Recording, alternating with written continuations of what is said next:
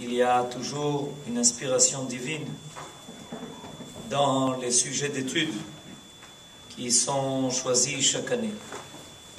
Je sais que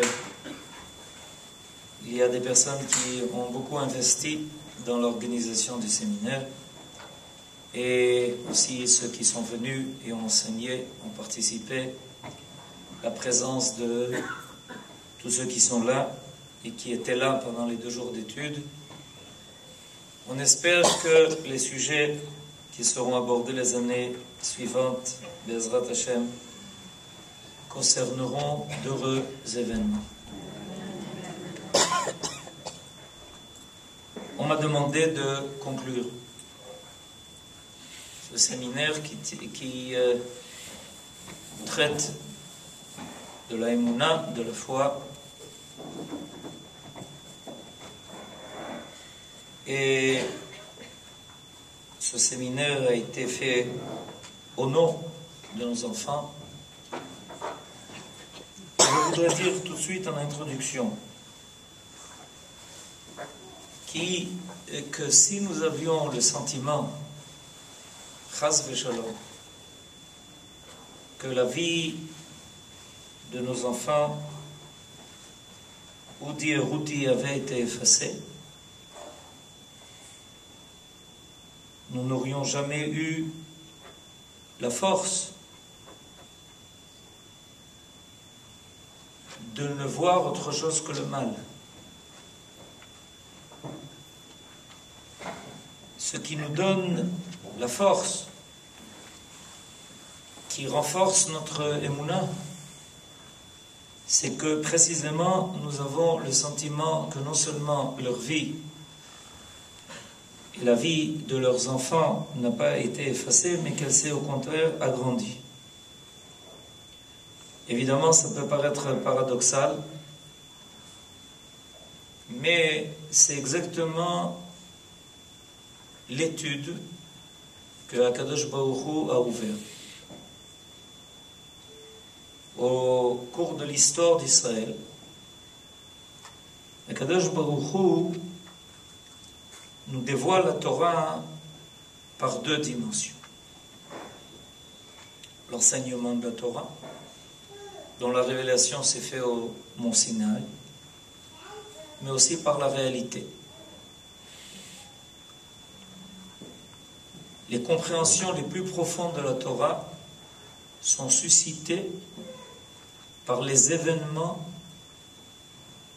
qui parcourent notre histoire. Et les exemples ne manquent pas. Tout le livre de Bereshit, le premier des 5 chumashim de la Torah, 1/5 de la Torah, parle de la vie de nos patriarches. Comment ils ont vécu ce qu'ils ont vécu. Il n'y a pas d'enseignement théorique. Il n'y a pas de versets qui viennent nous indiquer des règles à suivre. Il y a la vie de grands hommes. La vie de nos mères. Ça, c'est la Torah. Le 2e livre de la Torah, le livre de Shemot,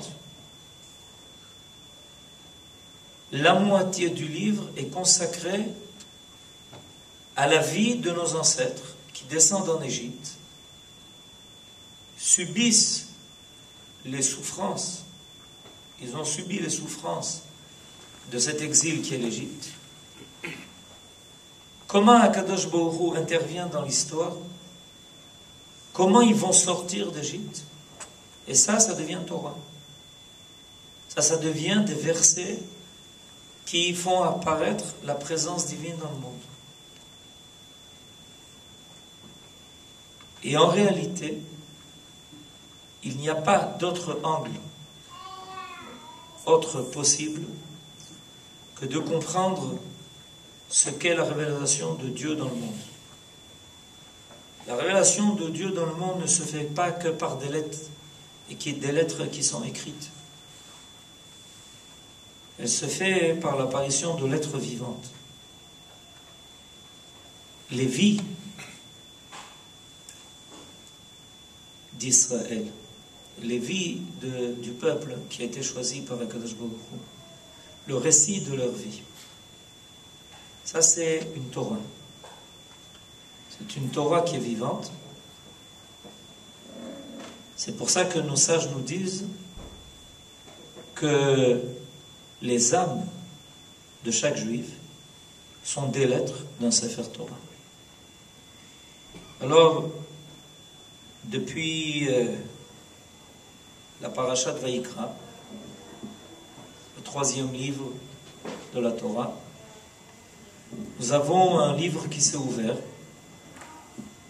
Et dans ce livre, on voit les âmes de nos enfants et petits-enfants. Et chaque jour, on apprend à lire ce livre. C'est un livre qui est pas facile à comprendre, parce que la lumière est énorme. Il y a des choses qui se révèlent à nous chaque jour. Il y a des dimensions de leur existence, passée, présente et future, qui sont dans ce livre-là, et nous essayons d'être attentifs. Nous essayons de déchiffrer quel est l'enseignement qu'il nous donne à travers le livre de leur vie. Le livre de la Torah s'appelle un livre de vie. Pourtant, on parle de gens qui ont vécu il y a de cela des milliers d'années. Des milliers d'années. Et bien qu'il s'agisse de gens qui ont vécu des milliers d'années, ces gens-là, pour nous, sont très vivants. Abraham, Yitzhak, Yaakov, toutes les figures de la Torah, toutes les figures de la Bible, sont des fois bien plus vivantes pour nous que des gens que nous rencontrons tous les jours. Il y a des gens que nous rencontrons tous les jours et l'intensité de leur vie est minime. Il y a des gens qui ont vécu il y a des milliers d'années et l'intensité de leur vie va en grandissant. C'est le sentiment que nous avons lorsque nous parlons de nos enfants. Évidemment, ça ne supprime pas la douleur qui est qu'à nos yeux, on aurait voulu une rencontre plus concrète. Mais ça, c'est un problème qui est à notre dimension.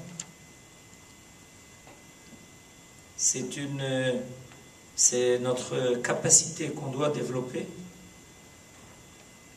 de reconnaître leur présence. Pas seulement dans les dimensions de ce monde présent, de ce monde de la matière, mais aussi dans la dimension d'un monde qui est beaucoup plus fin, qui est beaucoup plus délicat. Et les signes de leur présence ne manquent pas. Il suffit de vouloir les voir, les capter, les entendre, les saisir. Et je voudrais, ce soir, c'est ce qu'on m'a demandé, de parler précisément des dimensions, de la dimension de leur vie.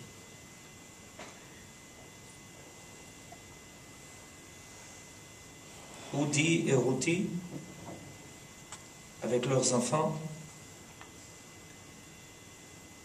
représentent des valeurs qui sont ineffaçables. C'est évidemment la victoire sur nos ennemis, qui ont voulu atteindre non seulement des êtres, mais qui ont voulu atteindre les valeurs qu'ils représentaient. Et ça, c'est inattaquable parce que ça fait partie de valeurs éternelles. Ils ont réussi au cours de leur vie à se hisser à des valeurs qui sont du monde, qui tiennent du monde de l'éternité. Et ça, on ne peut pas, c'est inattaquable. On essaye, nous, de nous élever à cette dimension.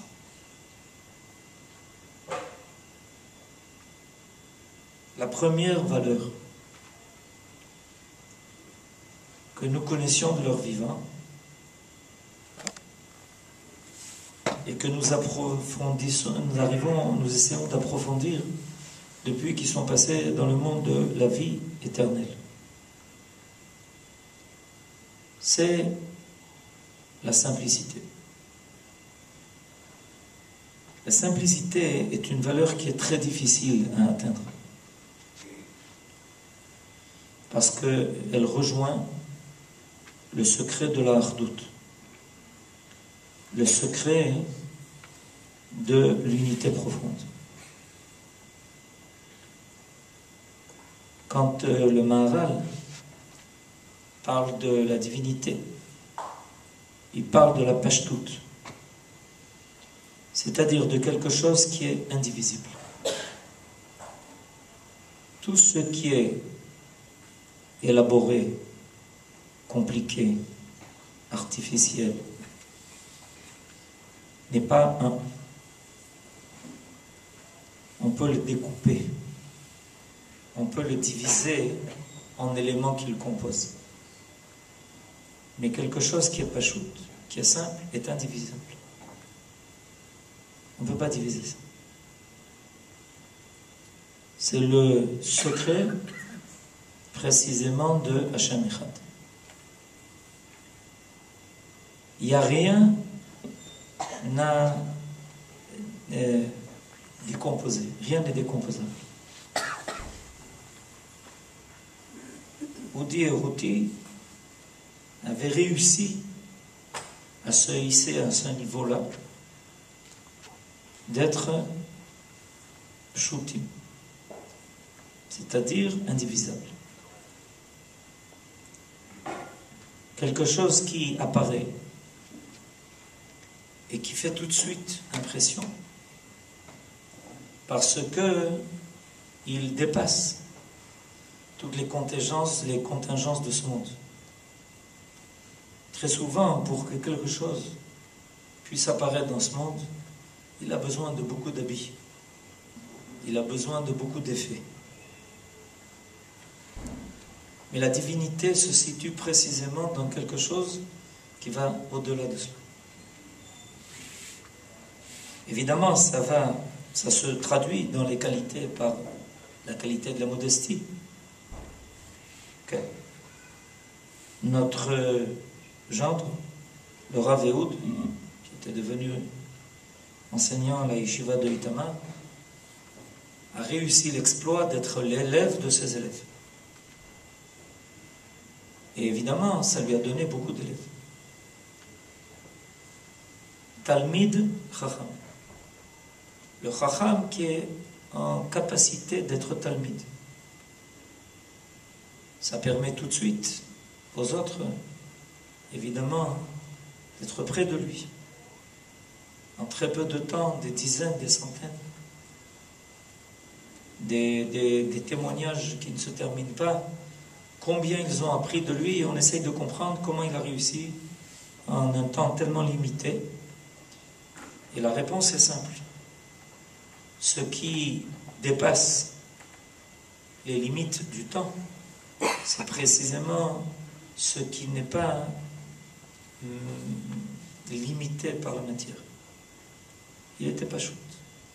Neshama. Et ça, c'est quelque chose une valeur auquel nous devons nous hausser, d'arriver à ce domaine-là de ce qui s'appelle Pashut. En hébreu, Pashut, Zemit Pachet. Ça s'étend. Ça se diffuse. Ça ne connaît pas de frontières. Et eux étaient arrivés à cela. Là où ils sont passés, ils ont laissé cette empreinte d'une autre dimension de la vie. Une dimension qui n'a pas besoin de tout ce qu'on installe d'habitude pour se donner le sentiment de vivre. C'est pour ça que, très facilement, ils sont passés d'un endroit à l'autre. Okay? Un Rav est venu témoigner qu'il venait prendre conseil pour savoir comment changer d'endroit, de place. Pourquoi passer d'appartement? Et il y avait toujours la même question. Est-ce que ça lui permettrait de progresser en Torah? Et est-ce que l'endroit avait besoin d'eux? Les conditions de leur vie n'intéressaient pas du tout. C'était pas la question. Les conditions de leur propre vie. Après qu'on les ait obligés de quitter Netzarim, comme tous ceux qui vivaient là-bas, ils se sont retrouvés dans une chambre, toute la famille, dans un dortoir d'une yeshiva. Et on est allé les voir, évidemment. On a essayé de vérifier où était la cuisine. Il n'y avait pas de cuisine. Où était la chambre des enfants, la chambre des parents. Ils nous ont montré un rideau qui s'ouvrait et se fermait. Comme ça, sur un fil. Sur des lits à étage. Et ils étaient contents. La réalité dépend de l'homme et pas l'homme des conditions de vie qu'on lui impose. C'est une dimension très particulière, ça. C'est la dimension qui est tout de suite donnée à Abraham avec la première révélation divine. Lech lecha. Sache être un homme qui est prêt à marcher, à avancer. Pas bloqué. Abraham entend tout de suite de Kadosh Baruch Hu, tu es là pour avancer. Là où il faut. Lech lecha. 2 fois, ça lui a dit. La première fois, de quitter l'étranger, la terre étrangère, pour arriver en Eretz Israël. Et la deuxième fois, ça c'est dans un sens géographique, a priori. Et la deuxième fois pour monter. Aller à la Hakeda. À nouveau, Akadosh Baruch Hu lui dit, Lech lecha. Et l'Eretz est monté. C'est-à-dire que Abraham est un homme en mouvement. Et quand il est accompagné à la Hakeda par Eliezer et Ishmaël, il leur explique ce qu'ils sont. Shvu lachem, po imachama. Vous êtes dans un état de yeshiva, ne bougez pas. Alors que nous sommes dans un état où nous avançons tout le temps. Et à un moment donné, on s'aperçoit qu'il n'y a pas de frontière entre les mondes. Nos sages nous enseignent que c'est ça la mida des tzadikim. Yalchou michai el chai. Tzadikim, en la menucha. Lo ba'olam hazeh, lo ba'olam haba. Ils franchissent facilement les frontières. Entre ce monde-ci, le monde idéal. Du monde idéal, ils influent dans ce monde-ci. Ils ne sont pas limités. Ils n'ont pas les limites que nous connaissons. C'est facile pour eux. Le passage est facile. Ça nous surprend. Comment ils ont réussi à passer sans qu'on se rende compte d'un monde comme ça à l'autre. Mais on comprend qu'en réalité c'était leur essence. C'était des personnes tellement pshoutim, facile, on passe sans aucune difficulté d'un monde à l'autre. Pour nous c'est difficile parce qu'on se rattache à des choses qui sont dans les limites de notre monde. Évidemment, ça c'est la première chose qui est très claire, très évidente en ce qui concerne leur vie. Les arriver à voir chaque chose avec une approche simple, pas compliquée, sans ce qu'on appelle cheshbonot. Fais des calculs pour toutes choses. Ça vaut le coup, ça vaut pas le coup. Qu'est-ce que je vais gagner, qu'est-ce que je vais perdre? Vivre sans cheshbonot, c'est une vie qui est une dimension évidemment qui est un peu à notre niveau. Et ça, on voit nos ancêtres. On a hérité dans notre qualité d'homme. On a hérité ça.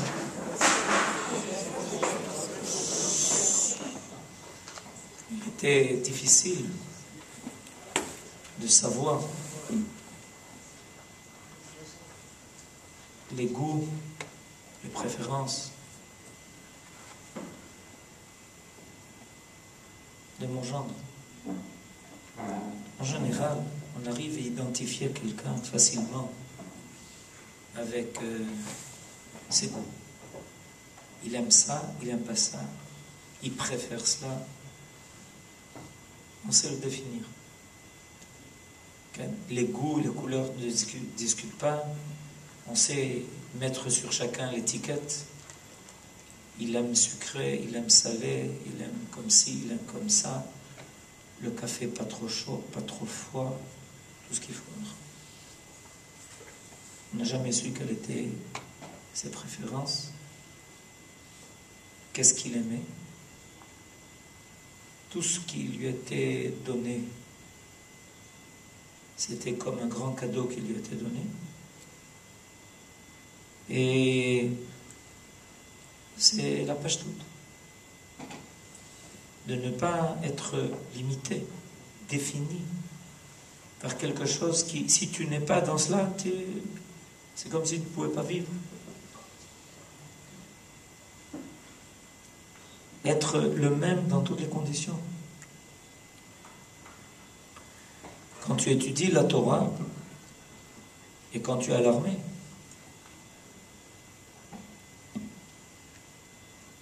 quand tu t'occupes de tes enfants ou quand tu es à la yeshiva avec tes élèves.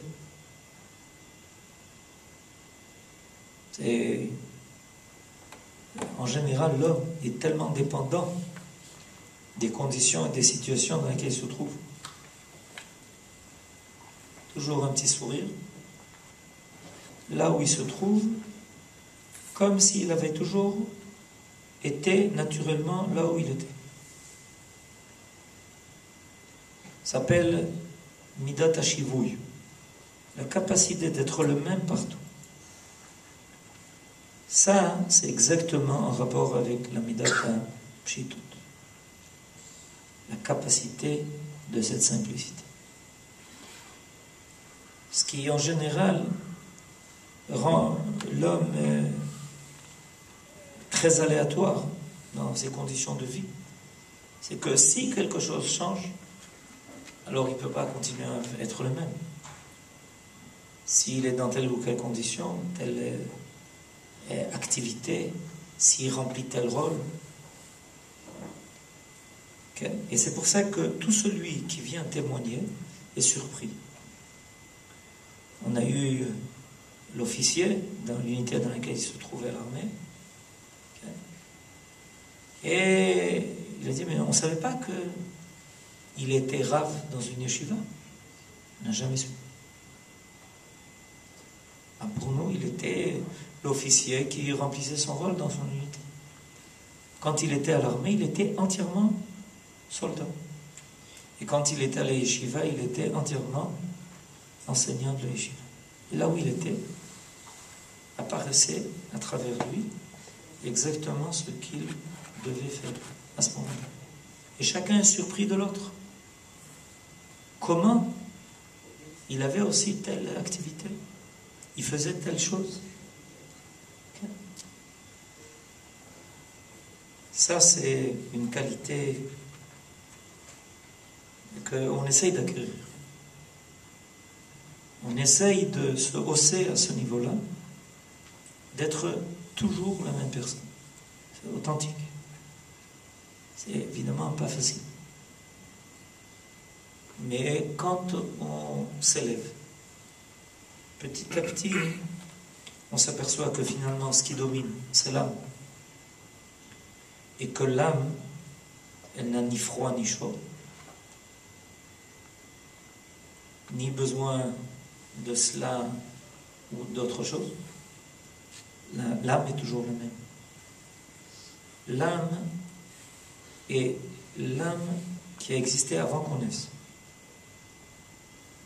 L'âme qui est apparue en nous au moment où on est né. L'âme qui va être la nôtre pendant toutes les années de notre vie. Et la même âme qui continue dans l'éternité.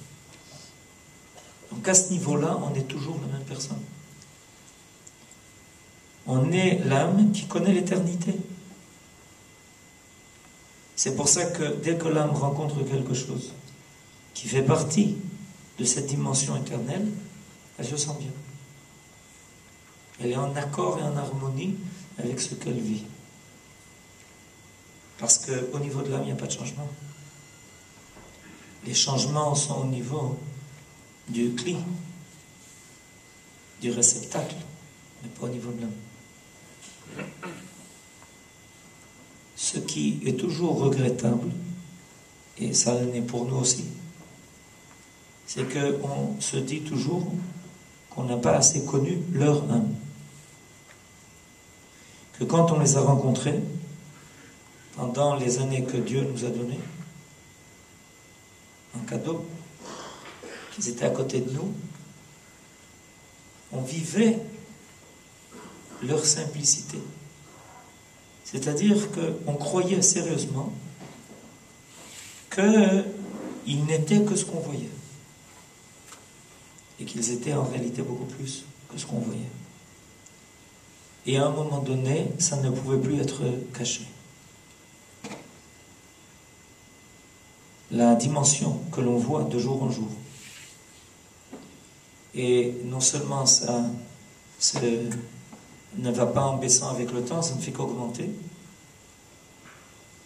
nous explique que le Créateur a voulu que le contenu de tout cela se révèle. S'ils étaient là, ils auraient protesté en disant non, non, pas du tout. Comment vous parlez tellement de nous?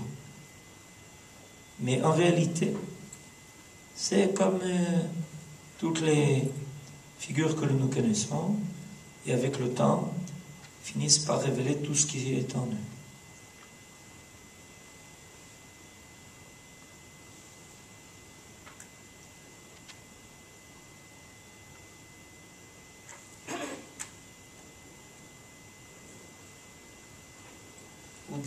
Routi ignorait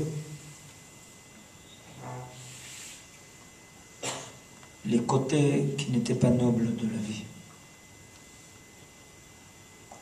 Et quand il rencontrait quelque chose qui n'était pas très noble, il était surpris. Ça les dérangeait. L'âme fait partie de Olam Hatzilut. Hatzilut, ça veut dire la noblesse. Chacun de nous, profondément, porte en lui la noblesse du Créateur.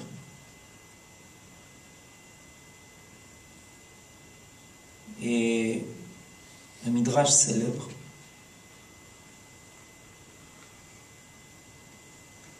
dans Kohelet Rabbah raconte que une fois, la fille d'un roi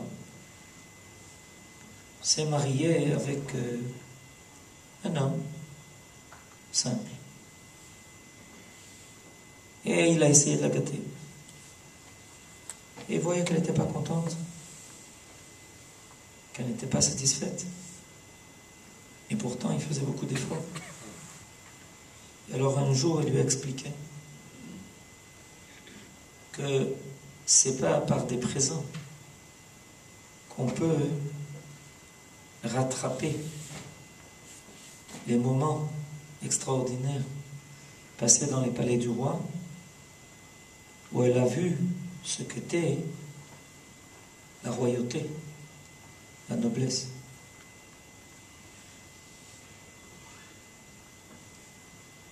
On ne peut pas trouver beaucoup de bijoux de ma fille. Il n'y a pas que la boîte de bijoux est vide. Elle était elle-même le bijou de la vie.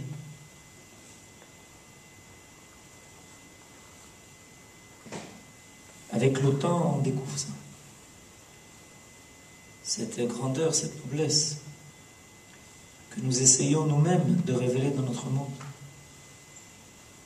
Alors on commence par parler de cela au niveau de tout Israël. Rabbi Shimon Bar Yochai nous a révélé un secret. Et il a traduit ça dans la halakha. Kol Israël bnei melachim. Tous les enfants d'Israël sont des fils de rois. Tov, c'est une belle phrase. Oui, mais Rabbi Shimon Bar Yochai, il ne dit pas de belles phrases. Rabbi Shimon Bar Yochai, c'est lui l'auteur du Zohar. C'est-à-dire que chaque mot qu'il dit est un mot qui doit traduire une réalité. Donc quand Rabbi Shimon Bar Yochai a dit cela, il a voulu nous expliquer qui nous étions. Évidemment, au début, on s'ignore soi-même. On n'a pas conscience de cela.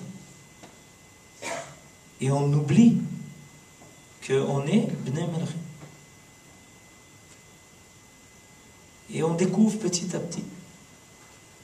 Akadosh Baruch Hu nous fait réaliser ça à travers notre histoire. Que nous sommes des Bnei Melachim. Que chaque Yehudi est Ben Melech. Chaque Yehudia est Bat Melech. On essaye, on apprend, on essaye de s'imaginer qu'est-ce que ça veut dire. Mais il y en a qui sont comme ça, très naturellement. Ils n'ont pas besoin d'apprendre comment être noble. Ils n'ont pas besoin d'apprendre comment être fils de roi. Rabbi Shimon Bar Yochai a dit à propos de tout Israël, Bnei Melachim. Et pour lui, ça impose au niveau de la halakha. Qu'en tant que Bnei Melachim, on a le droit de faire certaines choses. Comme les Bnei Melachim. On a le droit, Shabbat, de se servir de l'eau de rose. Parce que les Bnei Melachim se servent de l'eau de rose. Donc ce n'est pas des mots. C'est une réalité à son niveau. Parce qu'il est rentré dans le palais. Le Zohar s'est rentré dans le palais. Il a vu la lumière, la splendeur. Il a vu que nous appartenions au palais du roi. Et nous avons vu en eux cette noblesse. Vous ne pouvez pas imaginer une conduite qui n'était pas noble, qui ne réclamait pas ce sentiment d'appartenance à quelque chose de délicat, de vrai, d'élevé.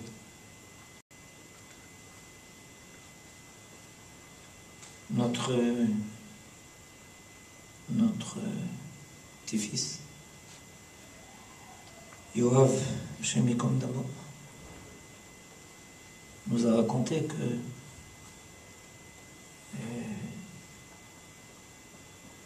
quand il était encore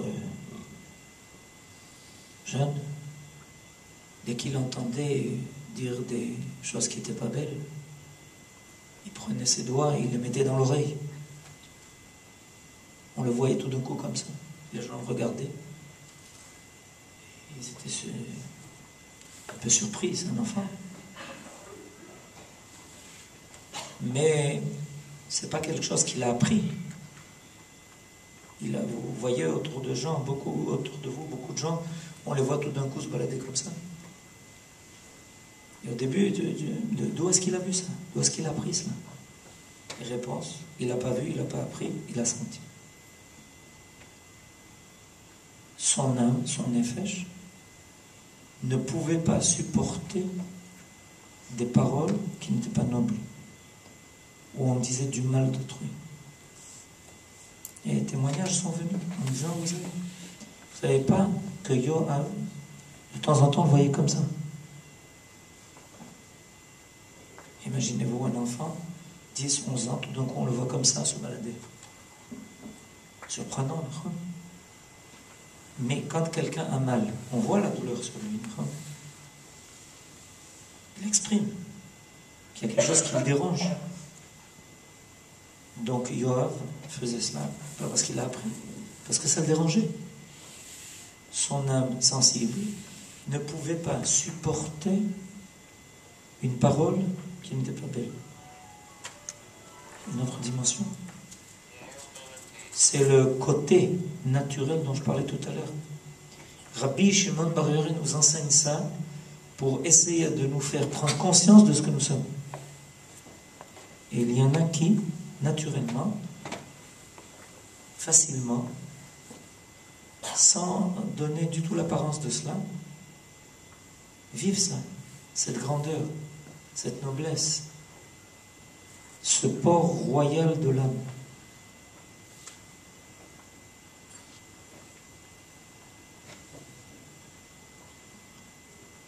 C'est une histoire qui est déjà connue, que ma fille, Ruth,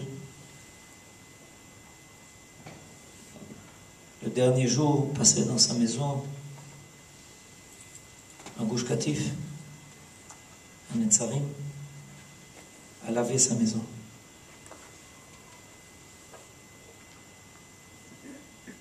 Pour laisser la maison propre. Laisser à qui? Puisque tout allait être défait. Laisser à qui?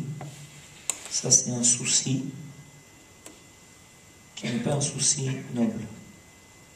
C'est un souci où on se dit, top, celui qui va venir après moi, c'est déjà bien quand on le fait. Qu'on se soucie de celui qui va venir après toi et qu'on laisse sa maison propre. Il y a quelque chose de plus élevé que ça. C'est que on quitte toujours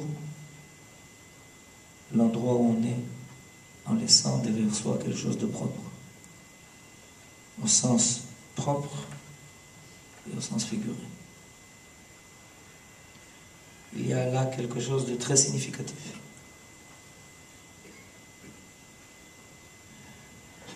Ils ont laissé quelque chose de très propre. Un homme doit toujours se demander, est-ce que quand il doit quitter quelque chose, il laisse l'endroit propre?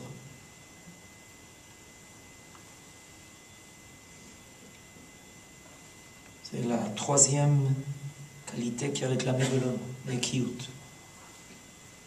Dans Mesilat Yesharim, la zeirut, la zrizut et la nekiyut. Et c'est très significatif de leur vie. Où on voit trois choses significatives concernant leur maison. Premièrement, une image où on voit la nuit à Netzarim et une maison avec une fenêtre éclairée et la lumière qui sort de la fenêtre. Deuxièmement, sur les murs de la maison, un grand drap avec le verset Itna'ari me'afarkoumi, secoue-toi de ta poussière.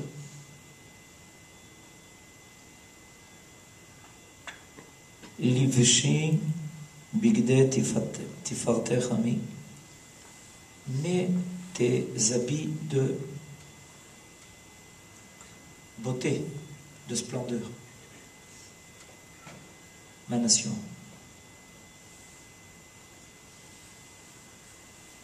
Et ça, c'est les derniers moments où tout semble s'écrouler, disparaître, se finir,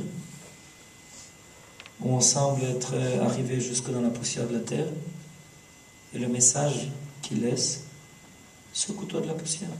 On va se lever, on va se relever, on va réussir à se redresser de toute notre stature. Et finalement, une maison qui restait propre.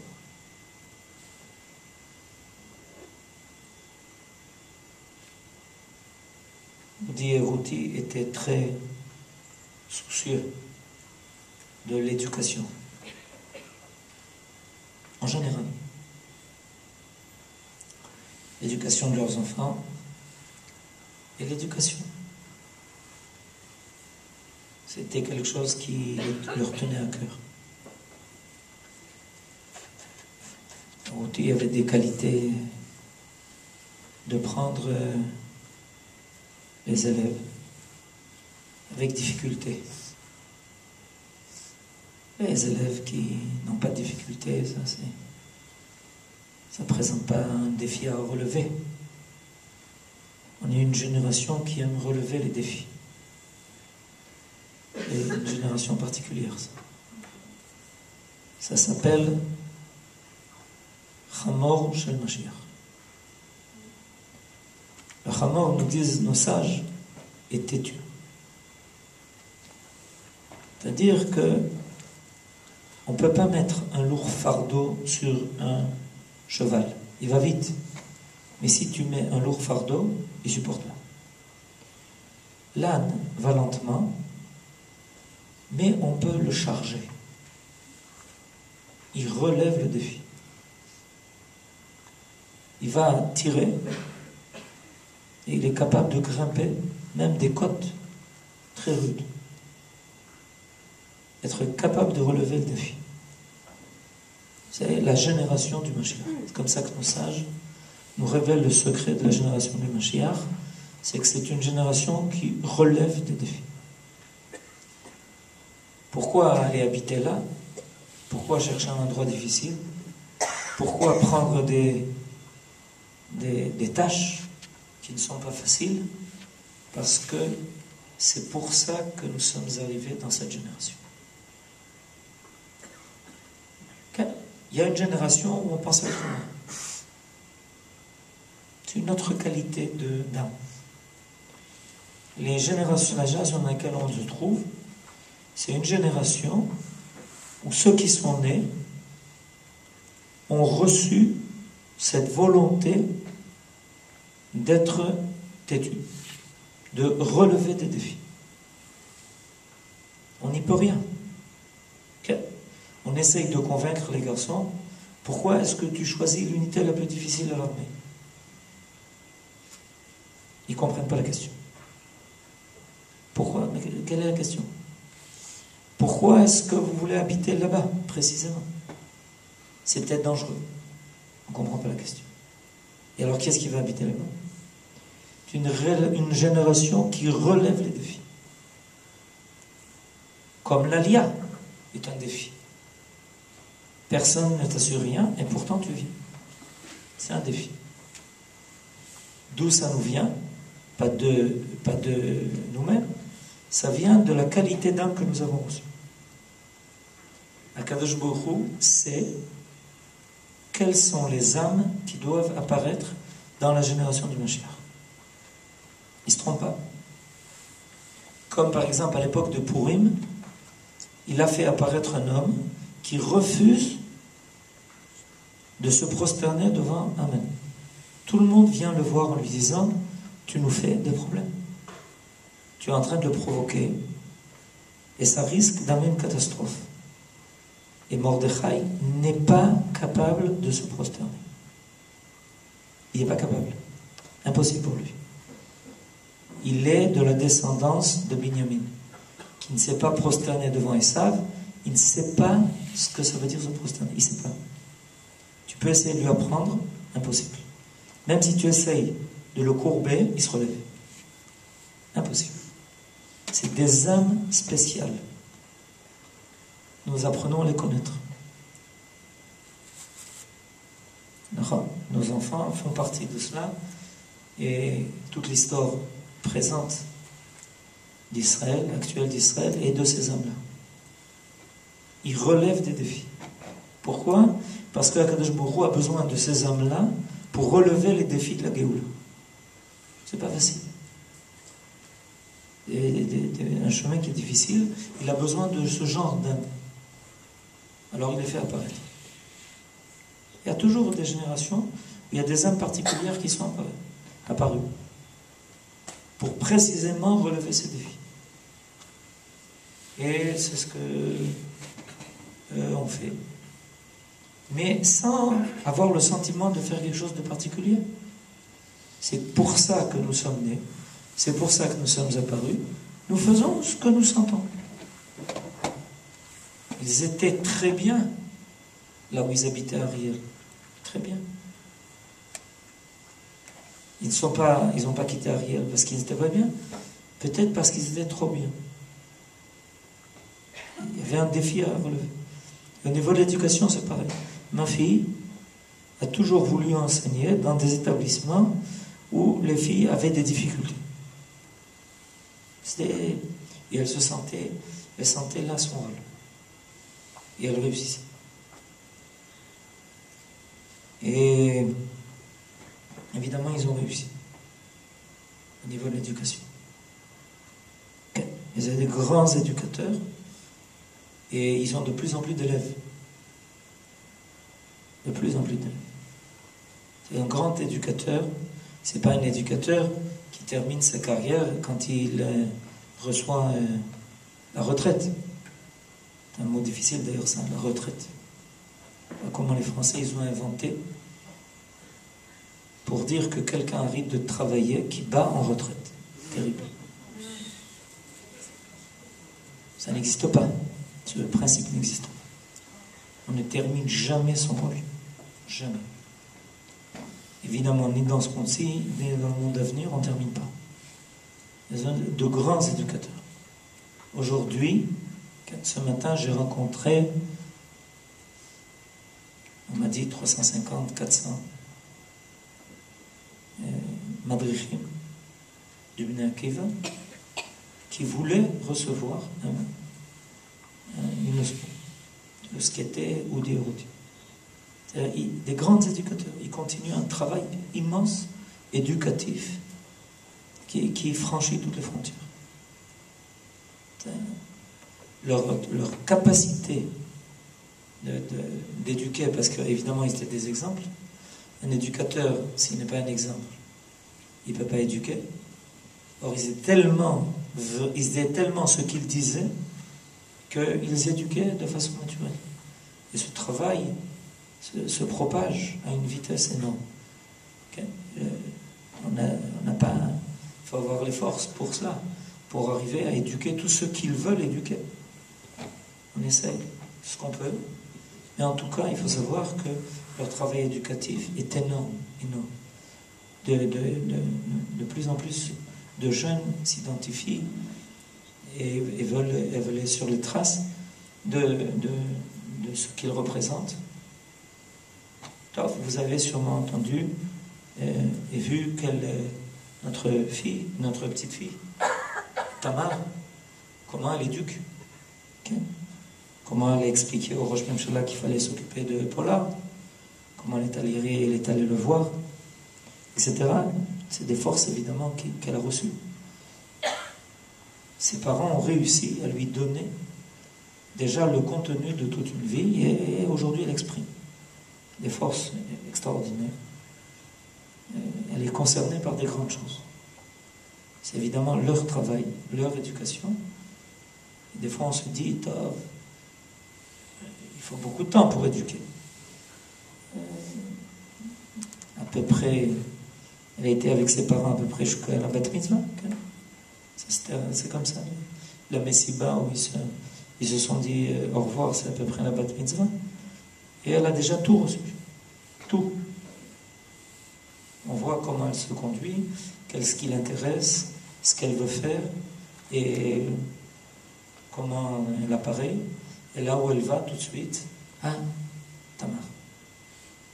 Tamar est là. Okay. Sans rien faire, sans rien dire, ou par quelques mots, déjà, elle change des choses. Comme vous l'avez entendu sur moi. C'est donc des grands éducateurs. Leur travail continue. Donc, évidemment, on ne peut pas en une fois tout dire. Nous avons nous-mêmes beaucoup à apprendre encore. Nous essayons d'être au niveau.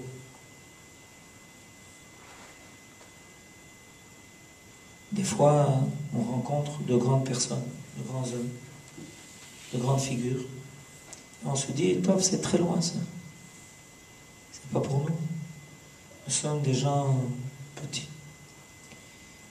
Mais en réalité, eux nous ont appris que, à l'époque où nous vivons, on n'a pas ce droit-là d'être petit.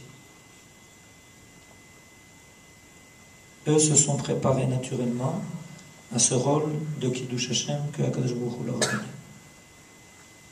Ils étaient prêts à cela, on le sait. Il faut savoir que c'est vrai au niveau de chacun de nous. Il y a des moments dans la vie d'un peuple, surtout du peuple d'Israël, où la grandeur est réclamée. Et on ne peut pas se permettre d'être petit. On n'arrive pas toujours. Mais en tout cas, pour que se réalisent des grandes choses. On est aujourd'hui entre Yudzaïn, Bet Tammuz et Tisha B'Av. On parle du Beth Amikdash, la destruction du temple. Mais il faut bien être conscient que parler du temple veut dire au même moment décider d'être grand. On ne peut pas parler du temple en pensant qu'on peut rester des petits. Parce que le temple, c'est tout de suite une grandeur, une dimension énorme. Ça réclame tout de suite la grandeur de la nation, la grandeur des individus. Par exemple, être serré et pressé au Beth Amikdash et dire qu'on a beaucoup d'espace. On ne se plaint pas. Et on ne se plaint pas de quelqu'un qui me donne le sentiment qu'on a pris ma place. Non, au contraire. Donc tout de suite, il y a quelque chose. C'est-à-dire qu'on est grand. On donne la place à l'autre. Grandeur, ça. Donner la place à l'autre. Et donc, il faut bien comprendre que si nous espérons, voulons, désirons, parlons du Beth Amikdash, on parle tout de suite de passer à un autre niveau. Et de temps en temps, Akadosh Baruch Hu nous donne des exemples. Ce que nous vivons, c'est des exemples.